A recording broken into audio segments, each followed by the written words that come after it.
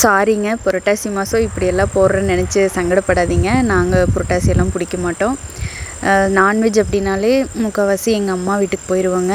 Sunday maximum அம்மா வீட்டில் தான் இருப்போம்.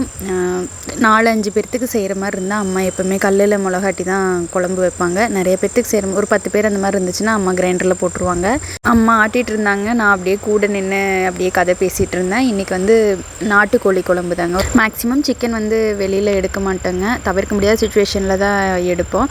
அண்ணா அவங்க வீட்டில் பார்த்திங்கன்னா கோழி சேவல்லாம் இருக்குது. உங்ககிட்ட இருந்து தேவைக்கேற்ப வாங்கிப்போம். இன்றைக்கி பார்த்திங்கன்னா குழம்பும் வறுவலும் தான் செஞ்சோம். நார்மலாக செய்கிற மெத்தடில் தான் மிளகு ஊற்றி நல்லா சிக்கன் வெந்ததுக்கப்புறம் நார்மலாக குழம்பு அப்படியே வச்சுட்டு சிக்கன் தனியாக எடுத்து அப்படியே வறுத்துட்டோம். பிரியாணி சாப்பிட்றதுக்கு ஏன்னா பெருசாக இன்ட்ரெஸ்ட் இல்லாதனால இன்றைக்கி குழம்பு வறுவலோட அப்படியே முடிச்சிட்டோம். அம்மா தான் செஞ்சாங்க இன்றைக்கி, நான்லாம் எதுவும் செய்யலை. ஃபுல் அண்ட் ஃபுல் அம்மா தான் ப்ரிப்பேர் பண்ணாங்க. நீங்கள் இந்த சண்டே என்ன பண்ணீங்கன்னு கமெண்ட் பண்ணுங்கள்.